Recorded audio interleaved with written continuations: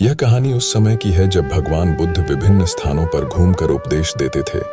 उनकी शिक्षाओं से प्रभावित होकर लोग उनसे जीवन के रहस्यों को समझने और जीने के लिए प्रेरणा प्राप्त करते थे।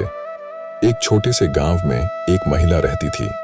वह गांव में अपने पति और बच्चे के साथ रहती थी। उसका जीवन सामान्य और शांतिपूर्ण था। वह अपने परिवार के लिए रोजाना खाना बनाती, खेती के काम में मदद करती और गांव के लोगों में घुल मिलकर हंसी खुशी के साथ रहती थी।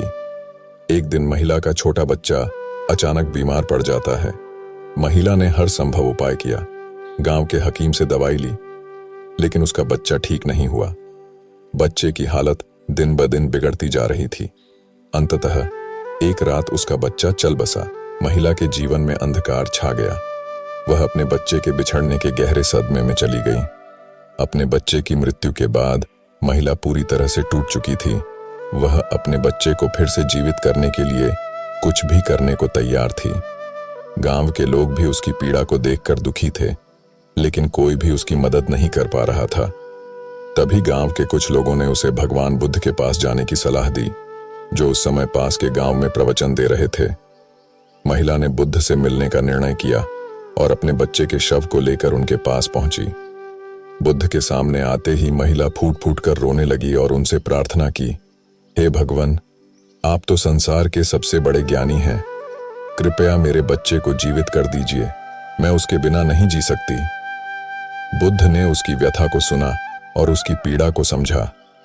उन्होंने महिला से कहा, ठीक है, मैं तुम्हारे पुत्र को जीवित कर सकता हूं, लेकिन मुझे एक मुट्ठी सरसों के दाने चाहिए, और वह सरसों के दाने ऐसे घर से तुम्हें लाना है जिस घर में कभी किसी की मृत्यु ना हुई हो। उस घर परिवार के लोगों ने अपने किसी सदस्य के गुजर जाने का शोक न मनाया हो। यदि तुम इस गांव में ऐसा घर ढूंढ सको और वहां से सरसों के दाने लाकर मुझे दो, तो मैं तुम्हारे बच्चे को जीवित कर दूंगा। वह पूरा गांव खेती बाड़ी का ही था। महिला ने सोचा, यह तो छोटा सा काम है, और महिला तुरंत उस गांव में दौड़ते हुए निकल पड़ी और घर घर जाकर पूछने लगी कि यदि आपके घर में कभी किसी की मृत्यु ना हुई हो तो मुझे एक मुट्ठी सरसों के दाने दे दीजिए। हर घर में उसे यही जवाब मिला कि हमारे घर में मृत्यु तो हुई है, किसी की बड़ी उम्र में तो किसी की असमय। दिन भर भटकने के बाद महिला ने सोचा कि बुद्ध ने मुझे यह काम कुछ सोचकर ही करने को कहा है। वह अपने पुत्र वियोग के सदमे से धीरे धीरे बाहर आ गई और उसे यह बात समझ आ गई कि मृत्यु से कोई नहीं बच सकता। हर किसी के जीवन में कभी न कभी यह अंधकार छा ही जाता है।